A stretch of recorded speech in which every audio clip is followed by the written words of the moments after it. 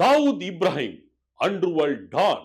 ಈ ಹೆಸರು ಕೇಳಿದ್ರೆ ಇಡೀ ಪ್ರಪಂಚದ ಭೂಗತ ಲೋಕವೇ ಒಂದು ಕ್ಷಣ ಮೌನವಾಗೋ ಕಾಲ ಹೊಂದಿತ್ತು. ಆತ ಬೇರೆ ದೇಶಕ್ಕೆ ಪರಾರಿ ಆದ ಮೇಲೆ ಅವನ ಹಿಡಿತವೆಲ್ಲವೂ ಫೋನಿನ ಮೂಲಕ ಅಥವಾ ಆತನ ಸಹಚರರ ಮೂಲಕ ದಂಧೆಗಳು ಆರಂಭವಾದವು. ಭೂಗತ ಲೋಕದಲ್ಲಿ ದಾವೂದ್ ಇಬ್ರಾಹಿಂ ಹೆಸರೇ ಸಾಕು ಅನ್ನೋ ರೀತಿಯಲ್ಲಿ ಆತನ ಸಹಚರರು ನಿಯಂತ್ರಣ ಮಾಡೋಕೆ ಶುರು ಮಾಡಿದ್ರು. ಆದರೆ ಯಾರೇ ಆದರೂ ಕಾನೂನಿನ ವಿರುದ್ಧವಾಗಿ ಹೋದ್ರೂ ಕೂಡ ಅವರನ್ನ ಸೆರೆ ಹಿಡಿಯದೆ ಬಿಡಲ್ಲ ನಮ್ಮ ಪೊಲೀಸರು ಅನ್ನೋದು ಎಲ್ಲಾ ದಂಧೆಕೋರರಿಗೂ ಗೊತ್ತಿದೆ. ಕಾನೂನು ಕುಣಿಕೆಯಿಂದ ತಪ್ಪಿಸಿಕೊಂಡು ಅದೆಷ್ಟು ದಿನ ಓಡಾಡಕ್ಕೆ ಸಾಧ್ಯ ಅಲ್ಲ. ಸದ್ಯ ಇದೀಗ ದಾವೂದ್ ಇಬ್ರಾಹಿಂ ಯಾಕೆ ಮತ್ತೆ ಸುದ್ದಿಯಲ್ಲಿದ್ದಾರೆ? ಆತನ ಸಹಚರ ಬಂಧನವಾಗಿದ್ದು ಹೇಗೆ? ಯಾವ ಕೇಸ್ನಲ್ಲಿ ಸಿಬಿಐ ಈತನನ್ನ ಬಂಧಿಸಿತ್ತು? ಅಂತಾರಾಷ್ಟ್ರೀಯ ಕಾನೂನುಗಳು ಹೇಗಿವೆ? ಏನಿದು red corner notice?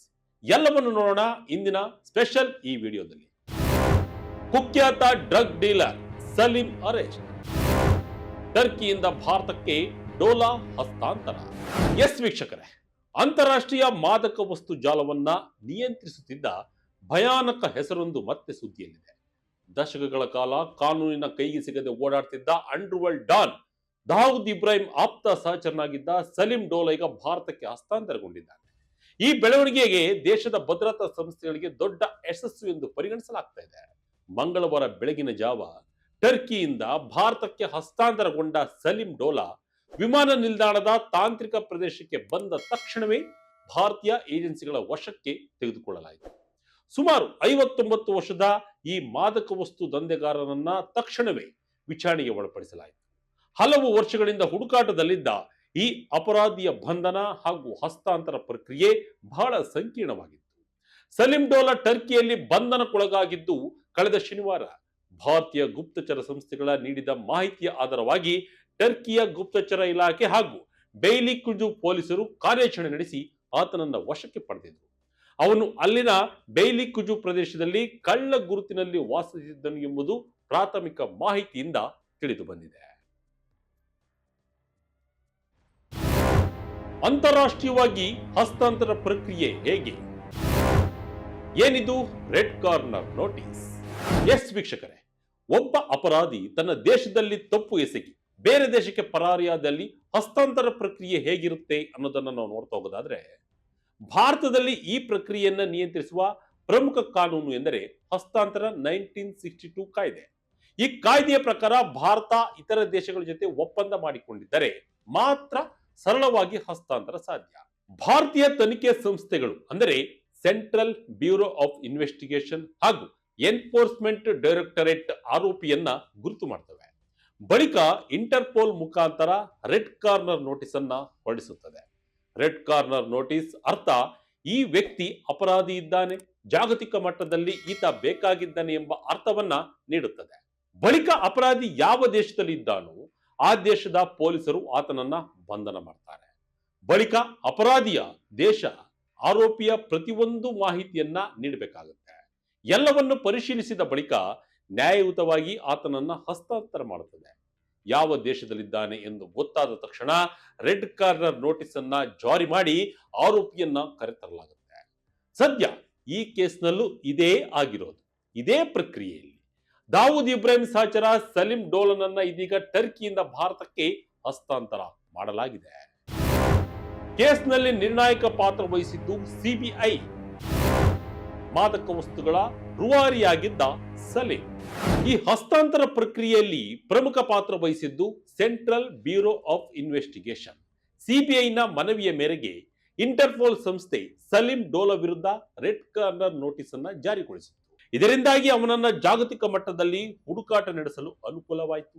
Mumbai police ಹಾಗೂ ಎನ್ಸಿಬಿ ಅಂದ್ರೆ ನಾರ್ಕೋಟಿಕ್ ಕಂಟ್ರೋಲ್ ಬ್ಯೂರೋ ಅವನ ವಿರುದ್ಧ ಹಲವು ಪ್ರಕರಣಗಳಲ್ಲಿ ತನಿಖೆ ನಡೆಸ್ತಾ ಇತ್ತು. ಅವನನ್ನ ಭಾರತಕ್ಕೆ ತರಲು ಒತ್ತಾಯಿಸ್ತಾ ಇತ್ತು. ಸಲೀಂ ಡೋಲಾ ಯಾರು? ಯಾಕೆ ಅವನು ಇಷ್ಟು ವರ್ಷಗಳ ಕಾಲ ಕಾನೂನಿಗೆ ತಪ್ಪಿಸಿಕೊಂಡಿದ್ದ? ಈ ಪ್ರಶ್ನೆಗಳಿಗೆ ಈಗ ಸಾರ್ವಜನಿಕರಲ್ಲಿ ಹೆಚ್ಚಾಗಿ ಕೇಳಿ ಬರ್ತಾ ಇದೆ. ಮೂಲತಃ ಮುಂಬೈನ ಡೋಂಗ್ರಿ ಪ್ರದೇಶದ ನಿವಾಸಿಯಾಗಿದ್ದ ಸಲೀಂ ಡೋಲಾ 1980ರ ದಶಕದಿಂದಲೇ ಅಪರಾಧ ಚಟುವಟಿಕೆಗಳಲ್ಲಿ ತೊಡಗಿಕೊಂಡಿದ್ದ. ಅವನು ಮಾದಕ ವಸ್ತು ಸಾಗಣೆ, ಉತ್ಪಾದನೆ ಹಾಗೂ ವಿತರಣೆ ಜಾಲವನ್ನ ನಿಯಂತ್ರಿಸುತ್ತಿದ್ದ ಪ್ರಮುಖ ವ್ಯಕ್ತಿ ಎಂದು ತನಿಖಾ ಸಂಸ್ಥೆಗಳು ಹೇಳುತ್ತಿವೆ. ವಿಶೇಷವಾಗಿ ಇತ್ತೀಚಿನ ವರ್ಷಗಳಲ್ಲಿ ಮೆಫೆಡ್ರೋನ್ ಎಂಬ ಅಪಾಯಕಾರಿ ಮಾದಕ ವಸ್ತುವಿನ ಉತ್ಪಾದನೆಗೆ ಅವನು ಕೈ ಹಾಕಿದ್ದಾನೆ.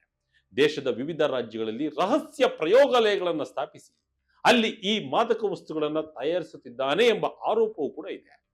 ಈ ಜಾಲವು ಭಾರತದಿಂದ ಟರ್ಕಿ ಹಾಗೂ ದುಬೈವರೆಗೆ ವ್ಯಾಪಿಸಿದೆ ಎಂಬ ಮಾಹಿತಿ ಕೂಡ ಹೊರಬಂದಿದೆ. ಪೊಲೀಸರ ತನಿಖೆಯಲ್ಲಿ 2024ರಲ್ಲಿ ಸುಮಾರು 126 ಕೆಜಿ ಮೆಫೆಡ್ರೋನ್ ವಶಪಡಿಸಿಕೊಂಡು ಪ್ರಕರಣದಲ್ಲಿ ಸಲೀಂ ಡೋಲಾ ಪ್ರಮುಖ ಪಾತ್ರ ವಹಿಸಿದ್ದಾನೆ ಎಂದು ಪತ್ತೆಯಾಗಿದೆ. ಈ ಪ್ರಕರಣದಲ್ಲಿ ಬಂಧಿತರಾದ ಹಲವರು ಡೋಲಾ ಮತ್ತು ಸಂಪೂರ್ಣ ಜಾಲದ ಹಿಂದೆ ಇರುವ ವ್ಯಕ್ತಿ ಎಂದು ಹೇಳಿಕೆ ನೀಡಿದ್ದಾರೆ. ಈ ಪ್ರಕರಣವು ದೇಶದಾದ್ಯಂತ ಚರ್ಚೆಗೆ ಕಾರಣವಾಗಿತ್ತು ಅನ್ನೋದು ಸದ್ಯ ಇದೀಗ ಬೆಳಕಿಗೆ ಬಂದಿದೆ. ಸಲೀಂ ಡೋಲಾ ಪುತ್ರ ತಾಹಿರ್ ಕೂಡ ಭಾಗಿ. ಸಲೀಂ ಮೇಲೆ ಈ ಹಿಂದೆಯೂ ಪ್ರಕರಣ ದಾಖಲು. ಇನ್ನೊಂದು ಪ್ರಮುಖ ಸಂಗತಿ ಎಂದರೆ ಸಲೀಂ ಡೋಲಾ ಪುತ್ರ ತಾಹಿರ್ ಸಲೀಂ ಡೋಲಾ ಕೂಡ ಇದೇ ಪ್ರಕರಣದಲ್ಲಿ ಭಾಗಿಯಾಗಿದ್ದ. ಕಳೆದ ವರ್ಷ ಅವನನ್ನ ಯುಎಇ ಇಂದ ಭಾರತಕ್ಕೆ ಹಸ್ತಾಂತರ ಮಾಡಲಾಗಿತ್ತು. ಇದರಿಂದಾಗಿ ಡೋಲಾ ಕುಟುಂಬವೇ ಮಾದಕ ವಸ್ತು ದಂಧೆಯಲ್ಲಿ ತೊಡಗಿಕೊಂಡಿದೆ ಎಂಬ ಅನುಮಾನಗಳು ಬಲವಾಗಿವೆ. ಸಲೀಂ ಡೋಲಾ ವಿರುದ್ಧದ ಪ್ರಕರಣಗಳು ಹೊಸದೇನಲ್ಲ. 1998ರ ಜುಲೈ 28ರಂದು ಮುಂಬೈನ ಸಹಾರ ವಿಮಾನ ನಿಲ್ದಾಣದಲ್ಲಿ ಮ್ಯಾಂಡ್ರೆಕ್ಸ್ ಟ್ಯಾಬ್ಲೆಟ್ ಗಳನ್ನ ಕಳ್ಳ ಸಾಗಣೆ ಮಾಡಲು ಯತ್ನಿಸುತ್ತಿದ್ದಾಗ ಅವನನ್ನ ಮೊದಲ ಬಾರಿಗೆ ಬಂಧಿಸಲಾಗಿತ್ತು. ಆ ಬಳಿಕವೂ ಅವನು ಹಲವು ಬಾರಿ ಕಾನೂನಿನ ಜಾಲಕ್ಕೆ ಸಿಕ್ಕಿದ್ದಾನೆ. 2017ರಲ್ಲಿ ಡಿಆರ್ಐ ಅಂದರೆ ಡೈರೆಕ್ಟೊರೇಟ್ ಆಫ್ ರೆವೆನ್ಯೂ ಇಂಟೆಲಿಜೆನ್ಸ್ ಅವನ ವಿರುದ್ಧ ಮತ್ತೊಂದು ದೊಡ್ಡ ಪ್ರಕರಣವನ್ನ ದಾಖಲು ಮಾಡಿತು. ಸುಮಾರು 1 ಲಕ್ಷ ಗುಟ್ಕಾ ಪ್ಯಾಕೆಟ್ಗಳನ್ನ, ಸುಮಾರು 5 ಕೋಟಿ ರೂಪಾಯಿ ಮೌಲ್ಯದ ಸರಕುಗಳನ್ನ ಕುವೈತ್ಗೆ ಕಳ್ಳ ಸಾಗಣೆ ಮಾಡಲು ಯತ್ನಿಸುತ್ತಿದ್ದಾಗ ಅವುಗಳನ್ನ ವಶಪಡಿಸಿಕೊಂಡಿತು. ಗುಜರಾತ್ನ ಪಿಪಾವಾವ್ ಬಂದರು ಹಾಗೂ ದೆಹಲಿಯ ಗೋದಾಮಿನಲ್ಲಿ ಈ ಸರಕುಗಳನ್ನ ಪತ್ತೆ ಹಚ್ಚಲಾಗಿತ್ತು. ಆದರೆ ಇಂತಹ ಅನೇಕ ಪ್ರಕರಣಗಳ ನಡುವೆಯೂ ಸಲೀಂ ಡೋಲಾ ಕಾನೂನಿಗೆ ತಪ್ಪಿಸಿಕೊಂಡು 2018ರ ಸುಮಾರಿಗೆ ದೇಶದಿಂದ ಪರಾರಿಯಾಗಿದ್ದನು. ಆ ಬಳಿಕ ಹಲವು ದೇಶಗಳಲ್ಲಿ ಕಳ್ಳ ಗುರುತಿನಲ್ಲಿ ವಾಸಿಸುತ್ತಿದ್ದ ತನ್ನ ಜಾಲವನ್ನ ಮುಂದುವರಿಸಿದ್ದಾನೆ ಎಂದು ಅಧಿಕಾರಿಗಳು ಹೇಳ್ತಾರೆ. ಈಗ ಅವನ ಹಸ್ತಾಂತರದ ನಂತರ ಅವನನ್ನ ಯಾವ ಸಂಸ್ಥೆಗೆ ಒಪ್ಪಿಸಲಾಗುತ್ತೆ ಎಂಬುದರ ಬಗ್ಗೆ ಚರ್ಚೆಗಳು ಕೂಡ ನಡೀತಾ ಇದ್ದಾವೆ. ಮುಂಬೈ ಪೊಲೀಸ್ ಮತ್ತು ನಾರ್ಕೋಟಿಕ್ಸ್ ಕಂಟ್ರೋಲ್ ಬ್ಯೂರೋ ಎರಡೂ ಸಂಸ್ಥೆಗಳು ಅವನ ವಿರುದ್ಧ ಪ್ರಕರಣಗಳನ್ನು ದಾಖಲು ಮಾಡಿರುವುದರಿಂದ ವಿಚಾರಣೆ ಯಾವ ದಿಕ್ಕಿನಲ್ಲಿ ಸಾಗುತ್ತದೆ ಎಂಬುದು ಕುತೂಹಲಕಾರಿಯ ವಿಷಯವಾಗಿದೆ.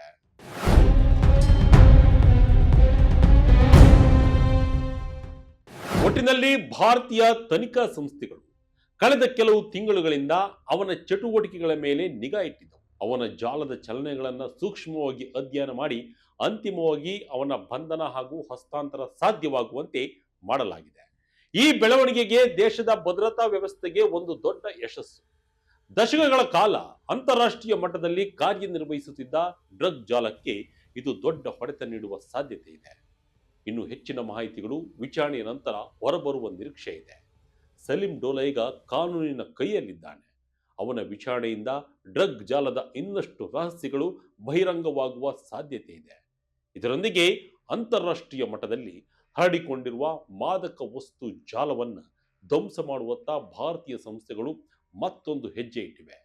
ಇದೇ ವೇಳೆ ಈ ಪ್ರಕರಣವು ಮತ್ತೊಮ್ಮೆ ಸಾಬೀತುಪಡಿಸುತ್ತಿದೆ, ಅಪರಾಧಿಗಳು ಎಷ್ಟೇ ದೂರ ಓಡಿದ್ರೂ ಕೂಡ ಕಾನೂನಿನ ಕೈಯಿಂದ ತಪ್ಪಿಸಿಕೊಳ್ಳಲು ಸಾಧ್ಯವಿಲ್ಲ ಅನ್ನೋದು ಈ ಕೇಸಿನಿಂದ ತಿಳಿದು ಬರುತ್ತೆ.